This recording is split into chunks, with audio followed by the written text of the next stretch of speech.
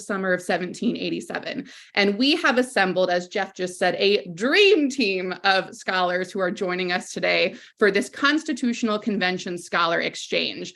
Joining us today is Professor William B. Allen, who is the Emeritus Dean and Professor of Political Philosophy in the Department of Political Science at Michigan State University, and the 2008 to 2009 Visiting Senior Scholar in the Matthew J. Ryan Center for the Study of Free Institutions and the Public Good at Villanova.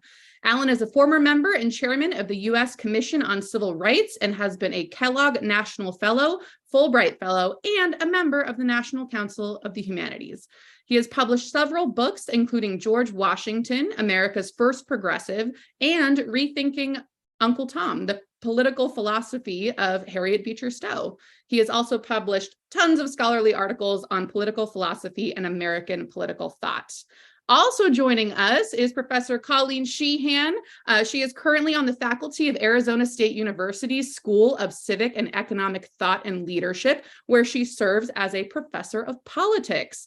She's also served in the Pennsylvania House of Representatives and is an author of several works, including The Mind of James Madison and James Madison and the Spirit of Republican Self-Government. So we will be coming to you when we talk about James Madison.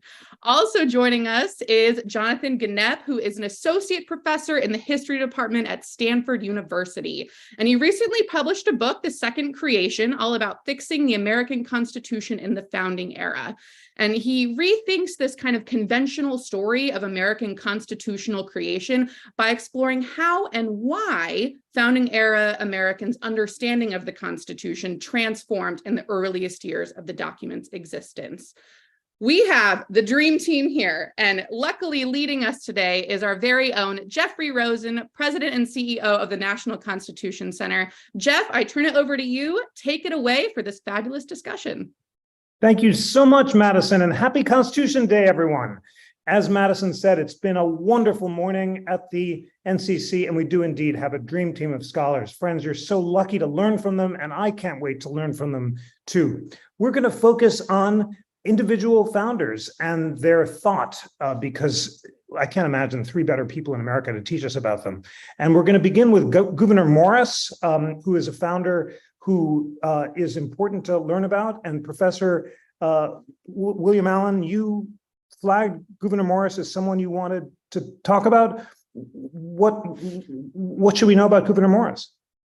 Well, I think the first and most important thing, Jeffrey, and thank you so much for having us today, is to understand that he probably has greater title to claim to be the author of an historic document than the one who put it on his tombstone. Not that he, of course, entered all of the details of the Constitution into the debate, but that his penmanship in drafting the final document was critical right down to the preamble itself. He played a major role also in the convention, shaping moments of decisive decision, and particularly with the question of slavery in mind, so that we can see him working throughout the convention in a way that has not received sufficient historical attention, though scholars like Professor Rasmussen have been giving it greater attention, and others along the way, like Jack Barlow, in recent years.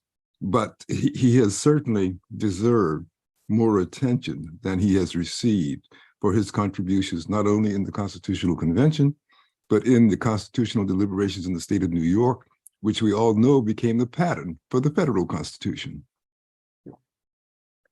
Wonderful. Thank you so much for calling our attention to him, for mentioning Professor Dennis Rasmussen's new book about Gouverneur Morris, and signaling his central role in opposing slavery at the Constitutional Convention. There was no delegate who was more fierce in his opposition to the infamous practice of slavery than Gouverneur Morris. Colleen Sheehan, tell us more about him and his thought. You can just imagine him on the floor of the convention, stamping his peg leg and calling slavery the curse of heaven. There's another very fine book on Gouverneur Morris by Jim Kursky of Villanova. No one spoke more at the convention, in fact, than Gouverneur Morris. And he wasn't afraid to change his mind. So he's a great example of why the secrecy rule was important at the convention, because you wanted people to listen to each other. That's part of what a process like this, or any convention, or in fact, any legislative process should be about: deliberation, listening, refining, and enlarging one's ideas.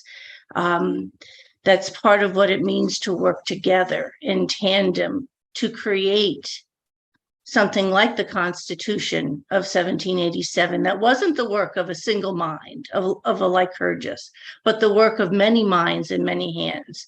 But Bill is right. Gouverneur Morris was one of the leading figures in creating the Constitution. And, you know, he led the Committee on Style, and he basically, it's his pen that we see shining through in the language of the Constitution. Superb. Thank you so much. You mentioned that memorable phrase, it was the curse of heaven on the states where it prevailed. And I did a quick word search in Madison's notes. I found the passage. So here it is. Gouverneur Morris never would concur in upholding domestic slavery. It was a nefarious institution. It was the curse of heaven on the states where it prevailed. Compare the free regions of the middle states, where a rich and noble cultivation marks the prosperity and happiness of the people, with the misery and poverty which overspread the barren wastes of Virginia, Maryland, and the other states having slaves. It's just so powerful to read that. Jonathan Gienapp, help put that in context. Why was he unique in denouncing slavery so explicitly? And tell us how he combined that with his ability to compromise and deliberate, as well as his role in the Committee on Style. Sure. Well, I have my Gouverneur Morris bobblehead doll here. Excellent. So it's fitting because just as Professor Allen and Professor Sheehan said so well, he's really an unsung hero of the Constitutional Convention. Nobody spoke more. He later claimed to have written the Constitution. He certainly deserves credit for compiling its final draft, and not merely as a stylist on the Committee of Style, which was the committee responsible for putting together the final draft. He made significant decisions while on that committee, not only writing the preamble in its legendary eventual form, but also giving the Constitution its basic structure: Article 1, Article 2, Article 3, where we think of it sort of co-equal branches: Congress, the presidency, the courts. It wouldn't have had that stylistic symmetry had Gouverneur Morris not put that on. How do we pronounce his name? Is it governor? Is it gouverneur? That's part of the mystery of this sort of forgotten figure. He was, you know, to your first question about why he denounced slavery, he declared, this was really, I think, the essence of how he thought of himself. He said that he arrived at the Constitutional Convention a representative of America. He was not there to represent any particular state or its interests. He had moved around a lot. He was from New York, but he was representing Pennsylvania in the convention. But he constantly demanded that his colleagues elevate themselves, transcend their sort of parochial visions and interests, and see more broadly. And he thought this was true in many contexts, but especially when it came to slavery, which he thought had no justification whatsoever other than parochial, naked economic interest. He understood where Southerners were coming from, but he thought if they approached this as representatives of America, as they ought to, rather than as representatives in South Carolina or Georgia, they would see things differently. So he's really the great early nationalist of the period, the person who thought the United States of America is a nation, not a collection of sovereign autonomous states, that people ought to feel a patriotic attachment to the nation as a whole. And one of the major reasons in his eyes they were at the Constitutional Convention was to give the United States a government that was equal to its stature as a nation. Superb. What a great round on Gouverneur Morris. Our next thinker is James Wilson. Professor Gienapp writes about Wilson as one of the most incisive but lesser known delegates who had the strongest hand in writing the Constitution. He too was a great nationalist, and it was he who insisted that we, the people of the United States as a whole, have the sovereign power, not we, the people of the individual states. Professor Bill Allen, lead us off by telling us what we should know about James Wilson. Well, I think that you have summarized very effectively his contributions in the convention. And I would like to underscore his post-convention contributions. It is in those, of course, where at the Pennsylvania Ratifying Convention, he made the comments about the sovereignty of the people. He made very clear that we aren't talking about a sovereign government, but a sovereign people, a distinction of absolutely fundamental importance in understanding the Constitution itself.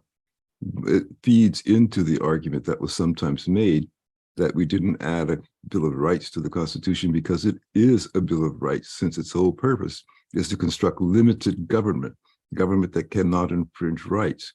James Wilson was, as a legal theorist, one of the best exponents of that theory of the entire founding era.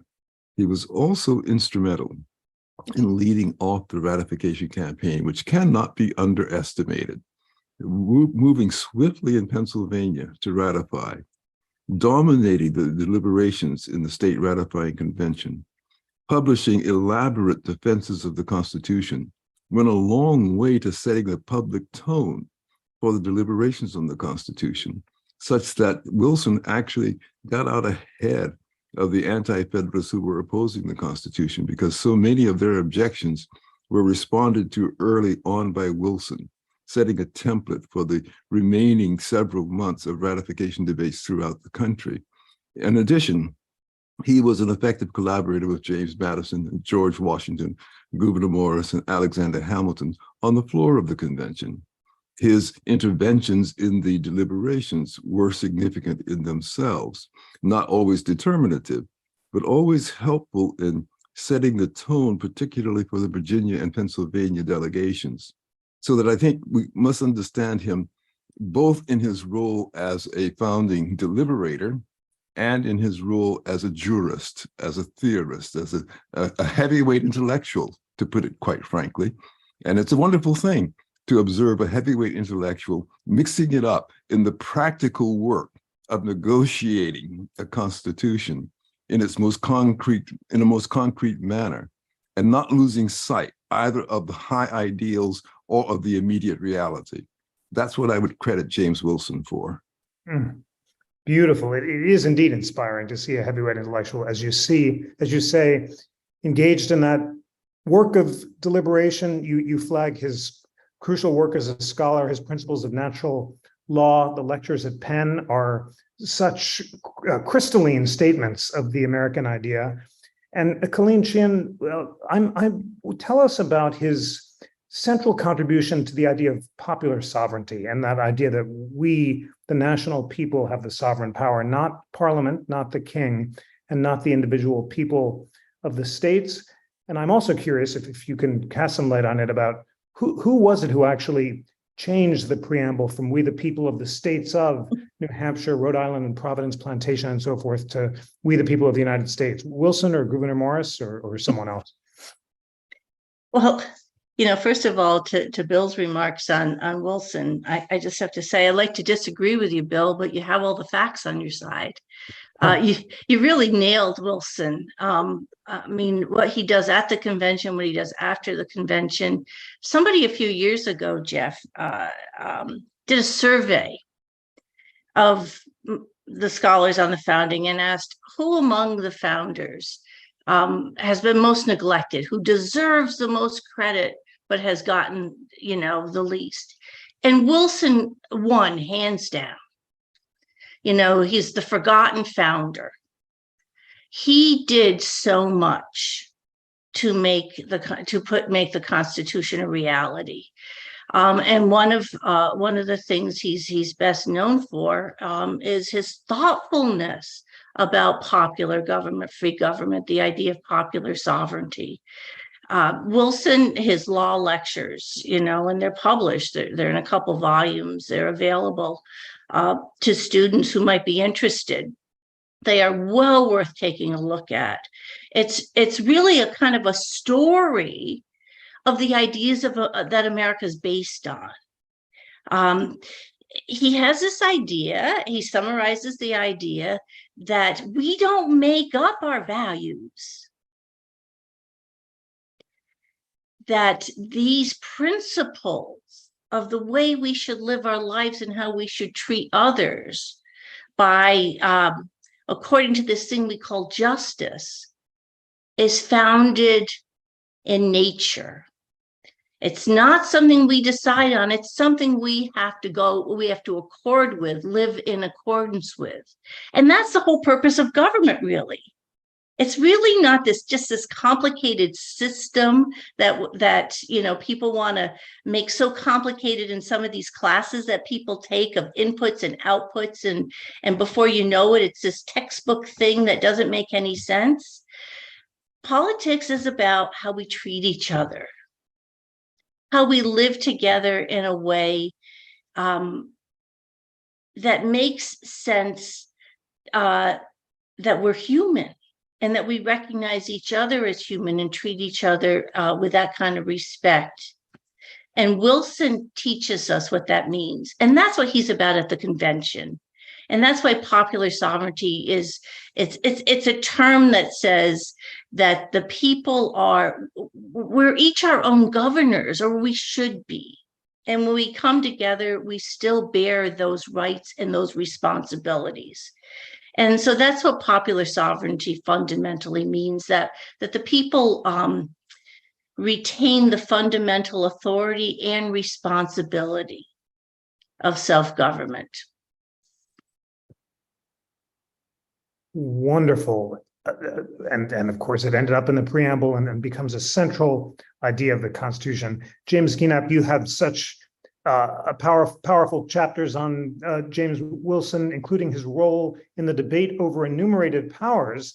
And you teach us that it was he who came up with the final language about the clause that gives Congress the power to make all laws that shall be necessary and proper for carrying into execution both the foregoing powers and all other powers vested by this Constitution. Tell us about Wilson's contribution to enumerated powers and much else.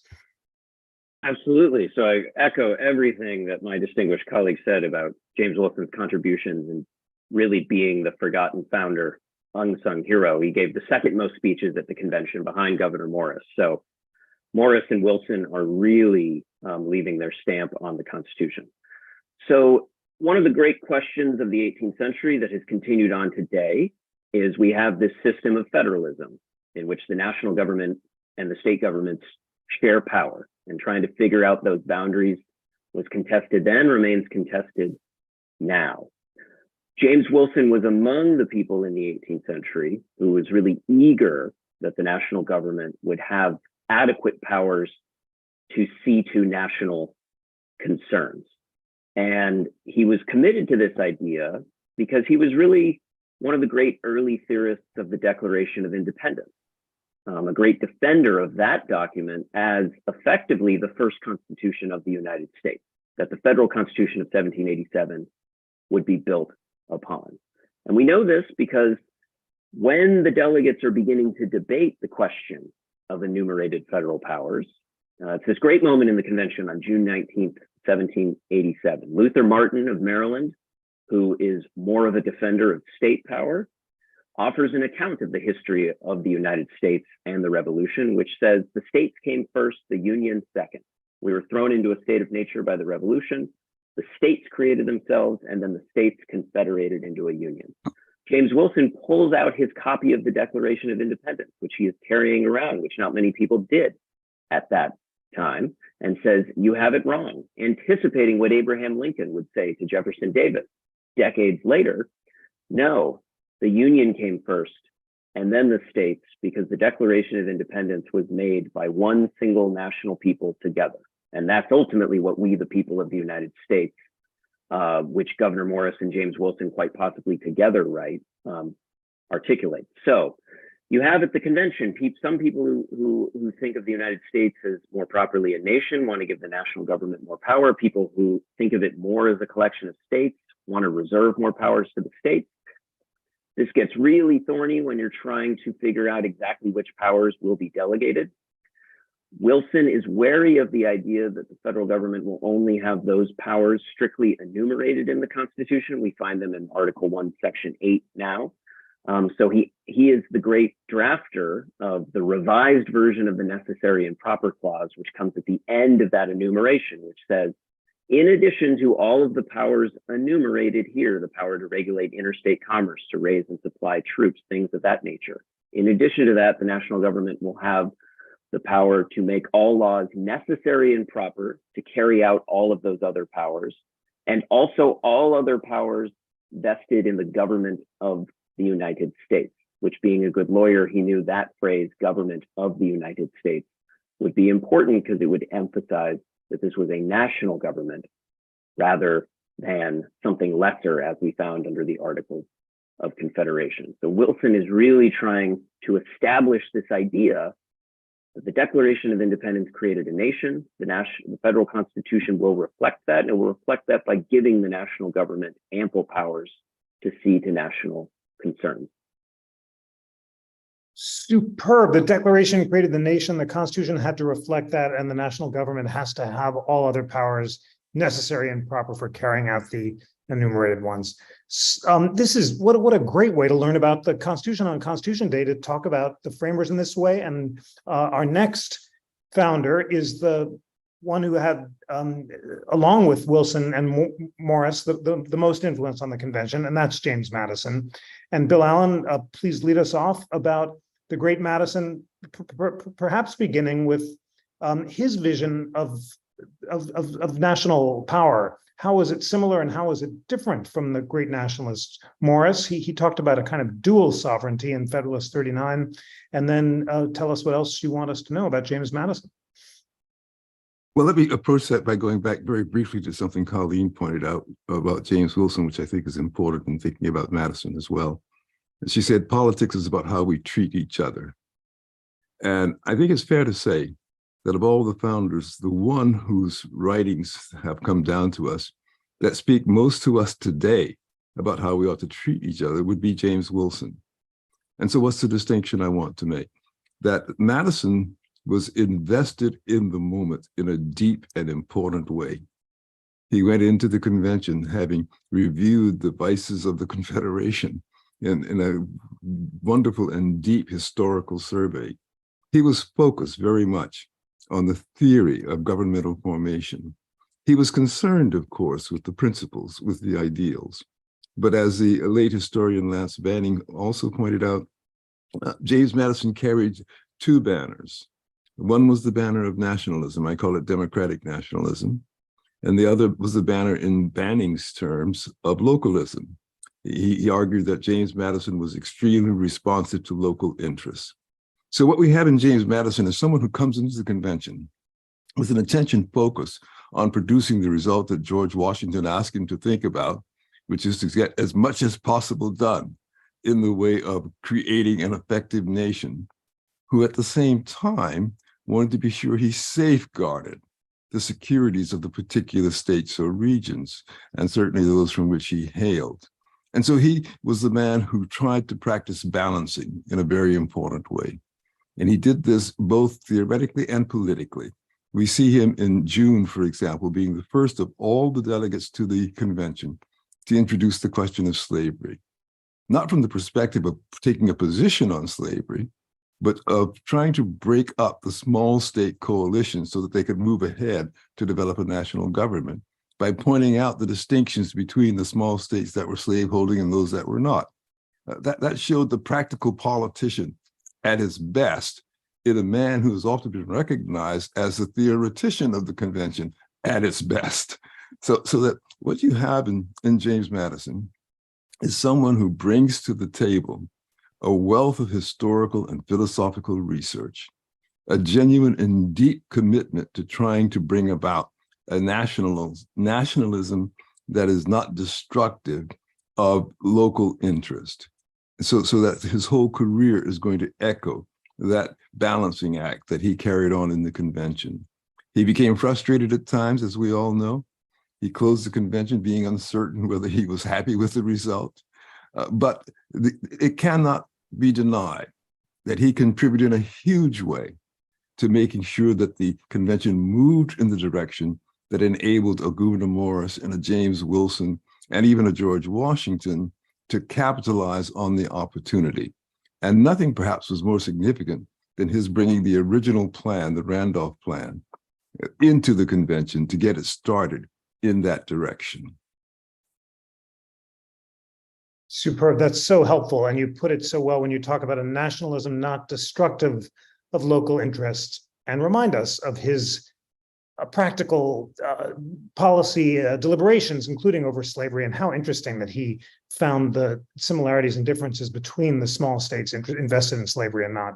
Colleen Sheehan, when I started as a first-year law student, the first week of law school, I had this vigorous discussion with my dear professor, Akil Amar, about whether or not Madison was a nationalist from the beginning. And I had thought that in Federalist 39, he said that the government is national in some respects and federal or local in others. There's a kind of dual sovereignty, although the ultimate sovereignty is retained by we the people of the United States. And Akil said he was national from the beginning. Which is it? And help me understand in a way that I still can't all these years later, exactly where Madison thought the sovereign power lied, what were his views on national power, and how did they evolve over the course of his remarkable career? Well, I wouldn't want to disagree with either you or Akil. So let me simply disagree with both Hamilton and Jefferson. That's because I think what happens is that in phrasing the question, the way it tends to be phrased was that Madison was a nationalist in the 1780s and then becomes a states writer in the 1790s. That's often how it's phrased. Really sort of says he was a Hamiltonian in the 1780s and becomes a Jeffersonian in the 1790s. I think that neither one of those things is true. I think Madison is always a Madisonian. Both of these people are his colleagues. Jefferson is also his good friend, and he has a lot of agreement with them on various things. He's partly national and partly federal. I mean, he's always part of, he really believes in federalism. This is what he spends his time thinking through, a very new conception of federalism. It's one in which the states do not retain sovereignty. When he writes Federalist 20, and you know that's a paper that we think he writes, that he has notes from Hamilton, and that there's some work in tandem from Federalist Papers 18, 19, and 20. And at the end of Federalist 20, it's very clear for all the times in the Federalist Papers that it's talked about the state sovereignty, because state sovereignty is discussed in the Federalist Papers.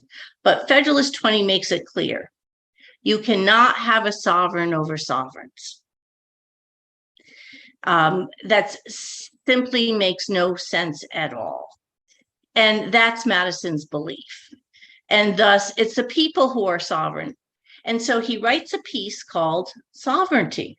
It's a short little piece in which he explains very clearly his views on this.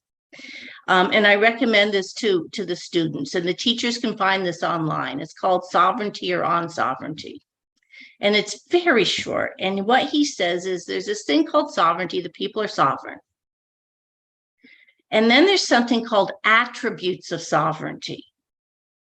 The people give some power to the national government. It's delegated. And they reserve some power to themselves and to the states. We see this in the 10th Amendment. That power that's given to one government or reserved to another government, those are attributes of the people's sovereignty. And so the people are sovereign. No government is sovereign. We're not parliament. We don't have that same kind of theory. We don't give any government sovereignty. So Madison is serious when he says partly federal, partly national. I think the really interesting thing, by the way, Jeff, about Federalist 39, and I don't know that it's my favorite Federalist paper, but the first part of it is one of my favorite passages, when Madison says, is this government really Republican?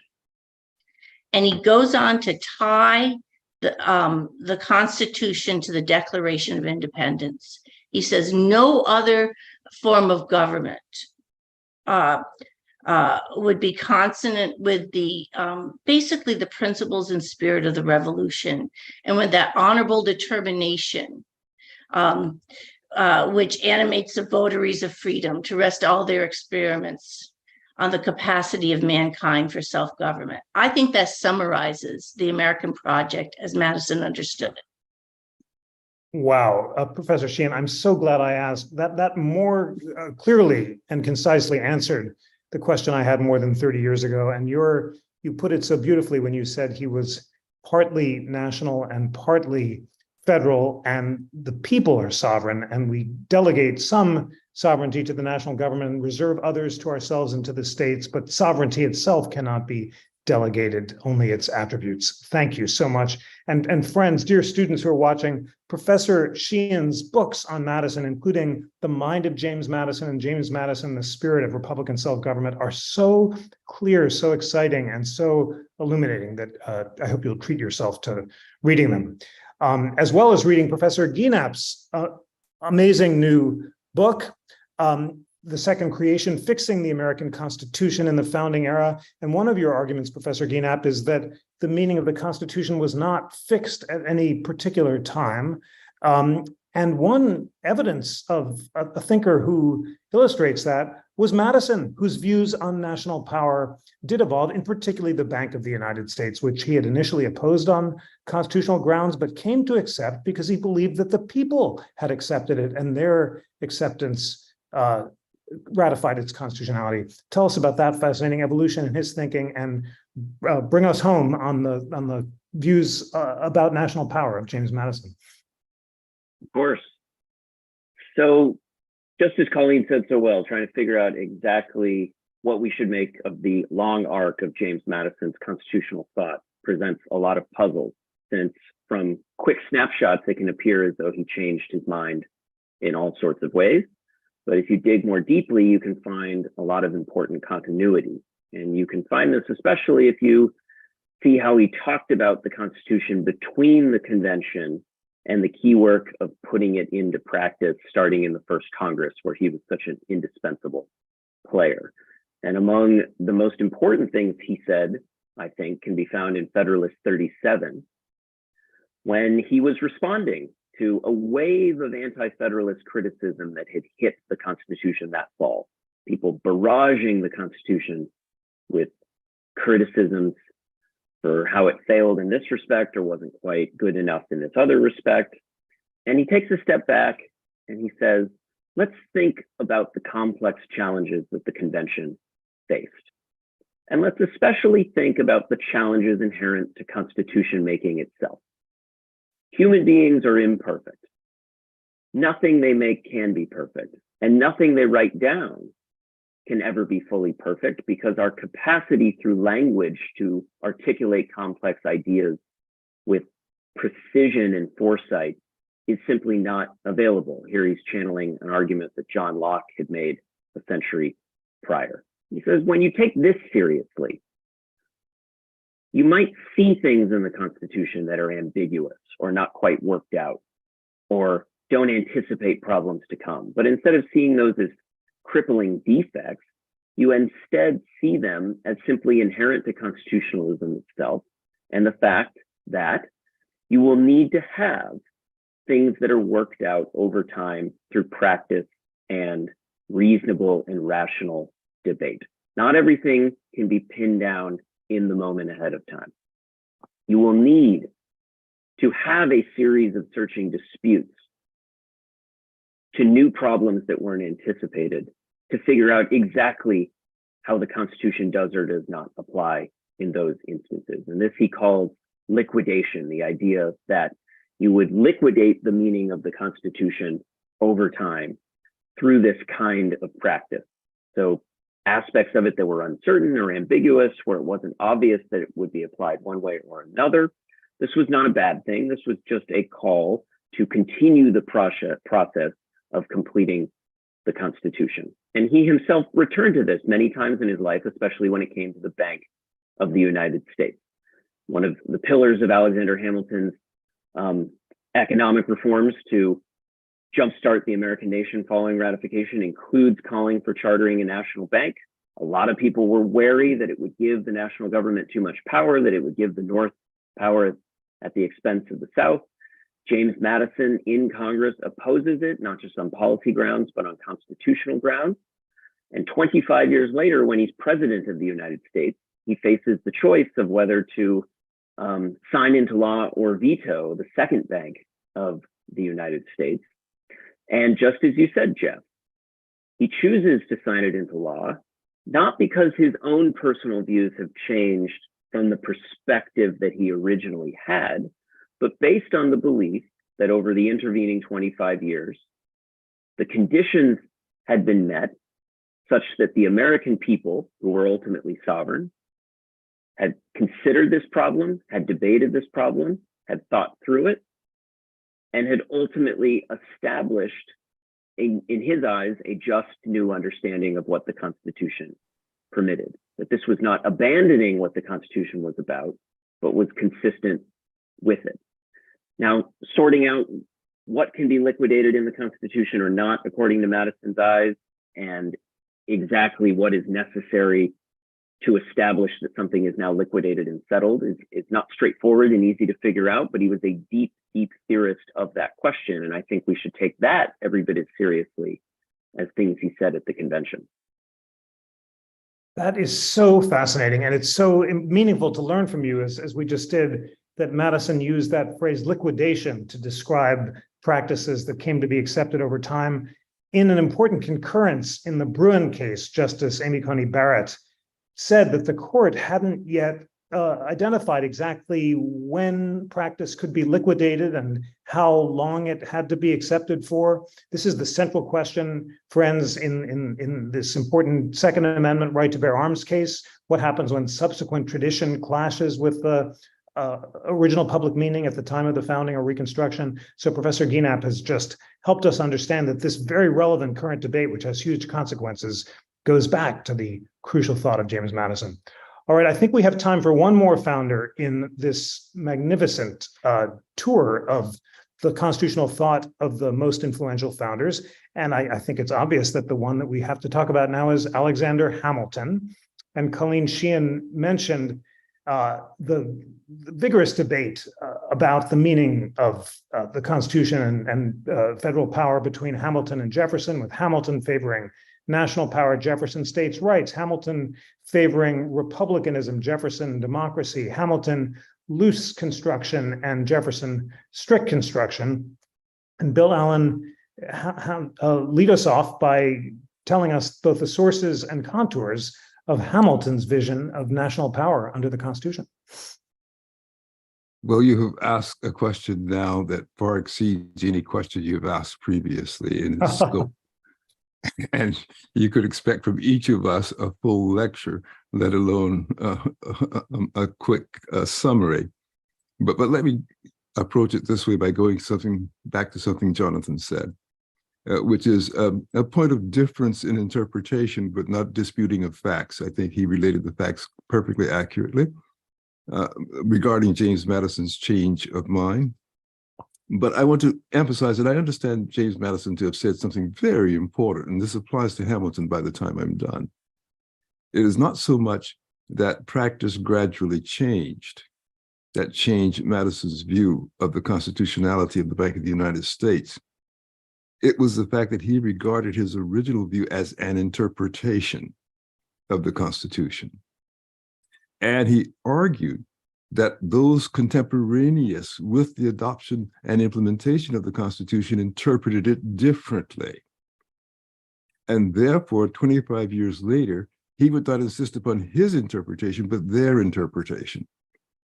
I think that's an extremely important distinction, because what's involved in setting the government in motion was precisely the determination of how to interpret these powers.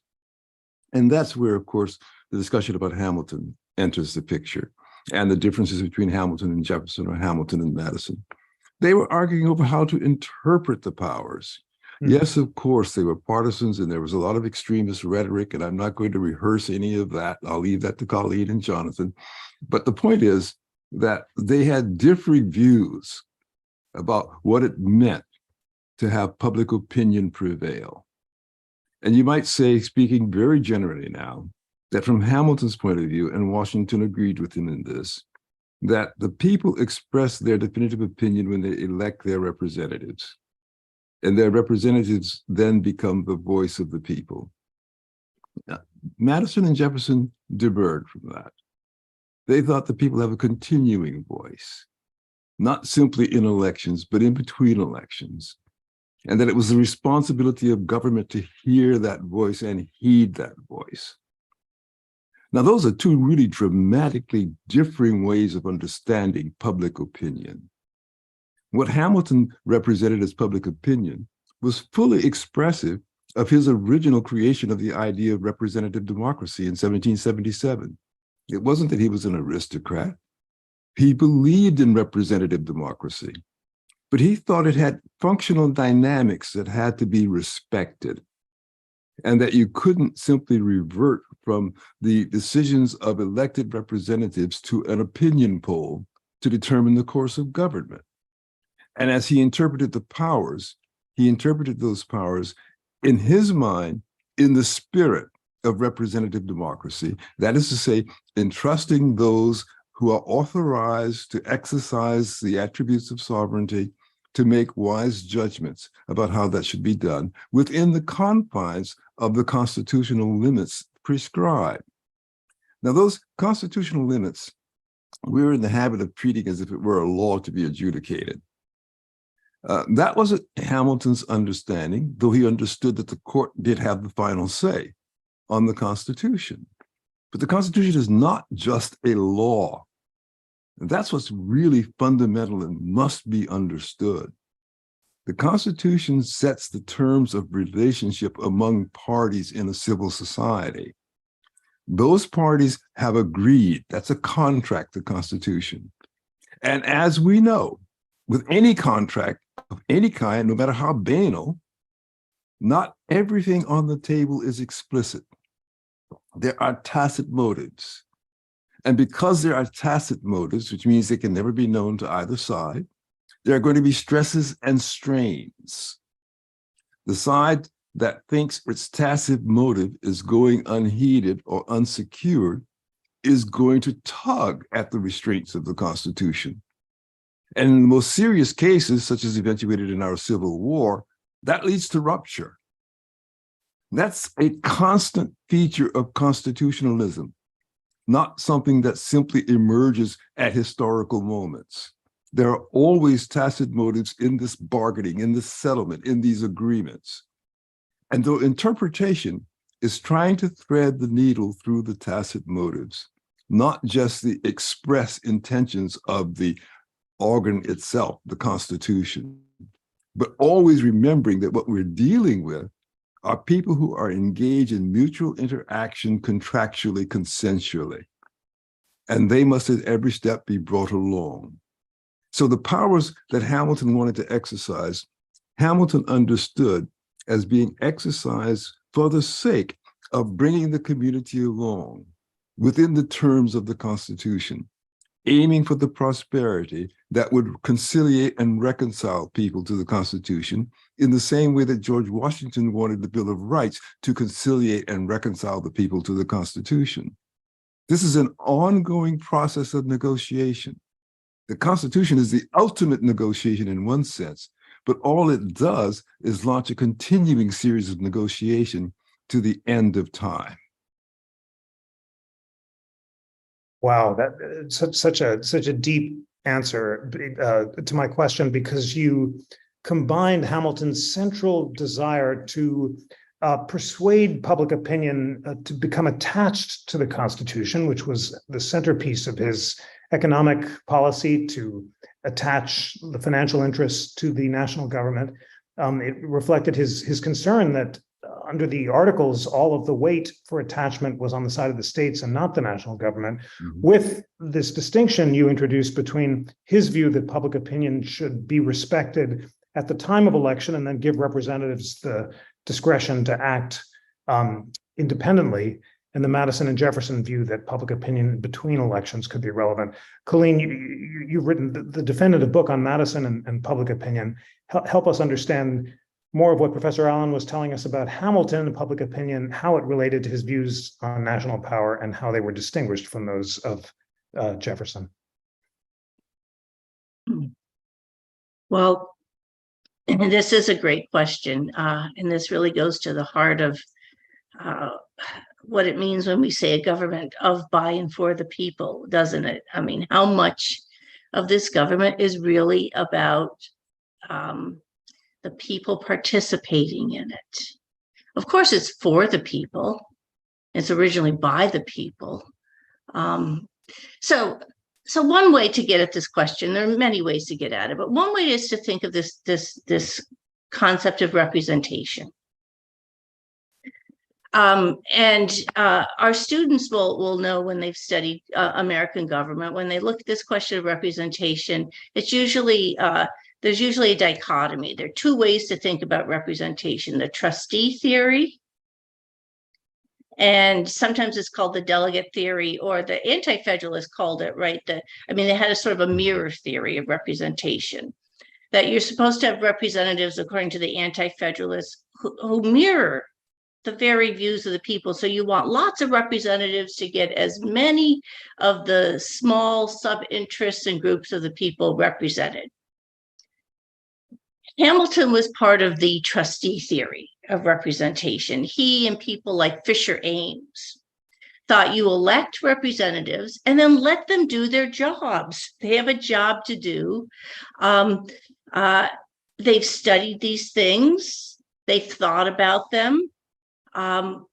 Let them do that job. Elections are to decide if they're doing their job well or not. Madison and Jefferson saw things differently. There was this whole in-between election time that was important, but it wasn't just the in-between of the public opinion influencing the representatives. It's what happens, because representatives are supposed to gather public opinion, but they're also supposed to be statesmen. They have something to say back to public opinion. They are there for a reason. They're supposed to be doing their homework and studying these things and thinking about these things, and not just mirroring whatever it's not finger to the wind. They're supposed to be civic educators, to attempt to persuade the people, as Lincoln would put it, that gentle persuasion of the gentle persuasion of reason, the refinement and enlargement of public views that Madison talks about in Federalist 10, that this whole system of deliberation, why it's so slow, it takes so long to get a law passed, to get anything done. It's supposed to be that way. It's supposed to be that way because it's not just the representatives who are supposed to be debating with each other and deliberating.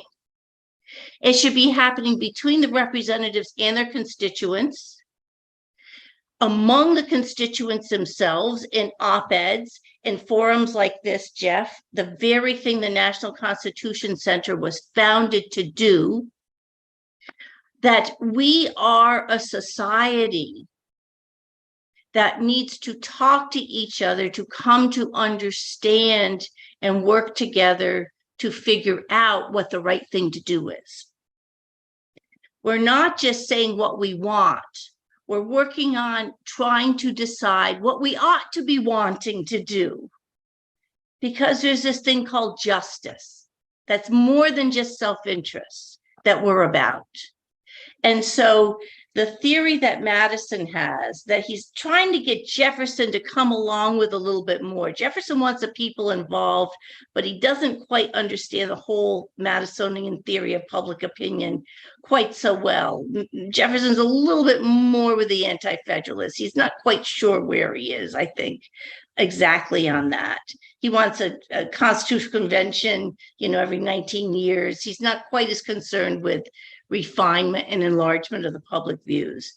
But people like Madison and James Wilson are, because they understand this experiment in self-government to be the greatest challenge of politics that there's ever been, and the greatest possibility for humanity to show, not only to the world, but for us to show ourselves what we're capable of as a society, if we put our minds to it. Wow, just such a great and rich answer, and both in distinguishing Madison and Wilson's view of educating and refining public opinion, bringing those two great thinkers together with Jefferson's idea of a convention every 19 years, and contrasting that with what you called Hamilton's trusteeship theory, where you elect representatives and let them do their job. And I must say that the conversation we're having now is exactly in the Madisonian spirit. We're all learning from the three of you about the fascinating agreement and disagreement among the founders about the basic questions of representation, national power, and democracy itself.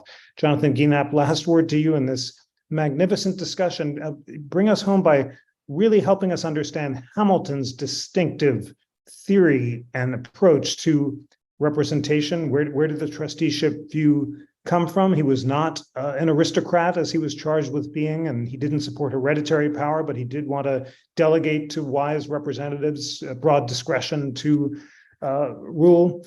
And how did his distinctive approach to democracy reinforce his broad view of national power?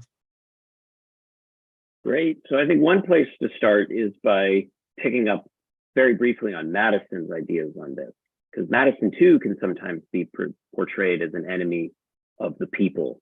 That Federalist 10 was about divide and conquer, create a government that was sufficiently distant from the people, that would be insulated from them, so that elites could control policy without the meddling forces of democracy, which I think is inaccurate, because what Madison was really reflecting upon, which I think was profound, was that a lot of people at the time had a simplistic view of either you're representing the people or you're not.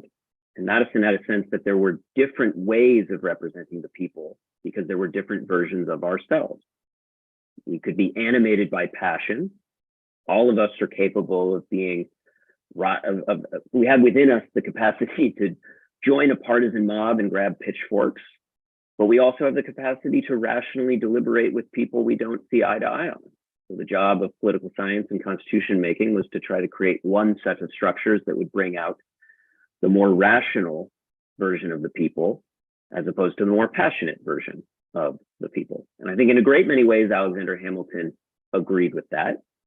Where he disagreed, and we can debate just how much of a disagreement it was in instantiating that version of the people that would be more rational minded, that would be far enough from the ordinary passions of political life that there would be room for deliberation and sound policymaking. What kinds of powers that ought to be filtered into. And this was why he was a great champion of executive power, which I think distinguishes him in certain respects from Madison. When Madison is thinking about how the national government would work, he spends a lot of time focused on defensive power. This was why he was so interested in the national veto. He thought it was the cornerstone of his plan for national constitutional reform. Give the national government the right to veto or negative state laws, something that we sort of more associate with the kinds of powers that a judiciary exercises, reviewing laws and striking them down. Hamilton was really invested in projecting power outward to secure the common defense, to ensure that the United States had the military apparatus necessary to compete in a competitive world of nation states and empires, but also to vigorously jumpstart the economy.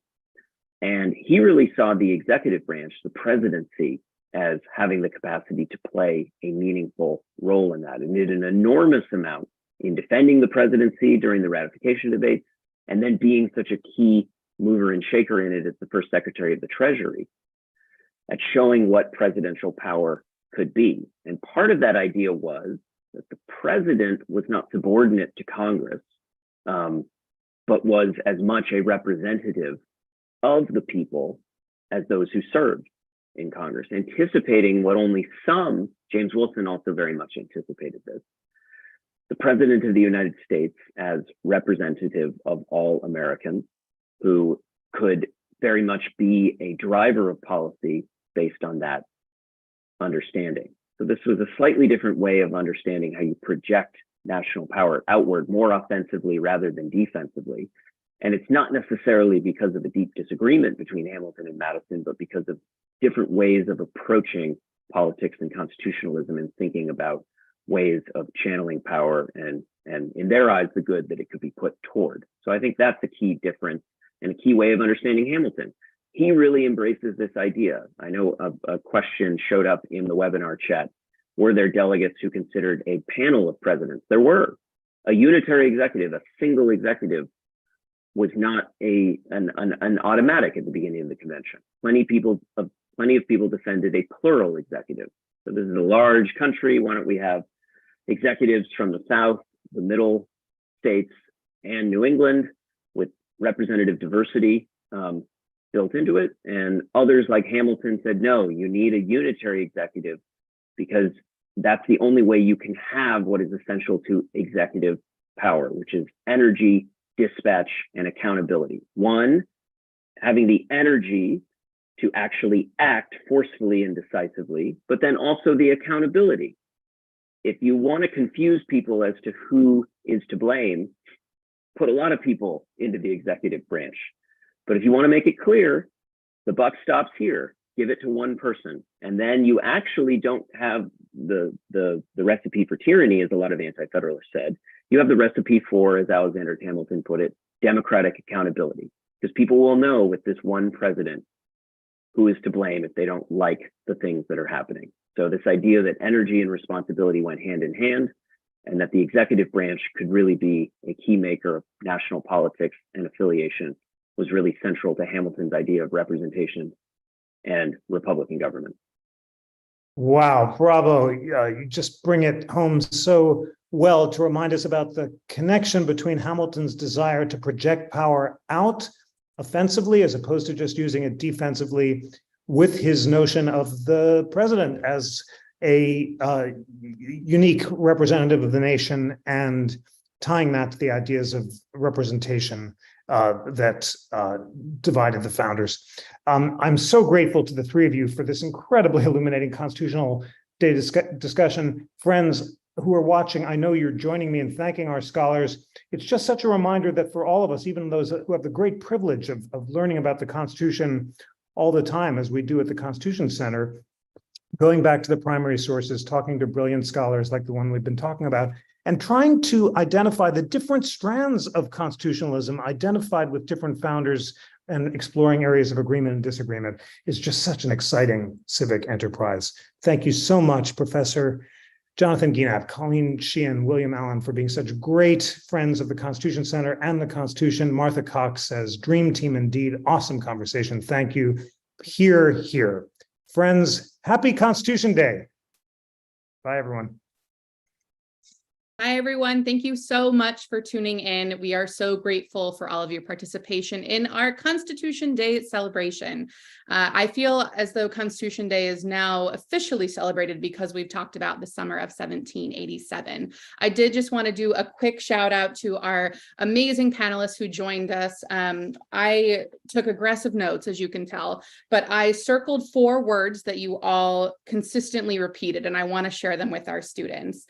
We can take and learn a lot from the Constitutional Convention, the delegates of the convention, with these 4 words. We have collaborate, deliberate, reconcile, and educate. And friends, we have done that today. We have spent an hour learning together, and we are fulfilling our civic duty in that way, which is a fantastic, the best way to celebrate Constitution Day. So with that, I want to thank you all so much again for joining us. It has been a pleasure seeing you all, and we hope to see you again soon.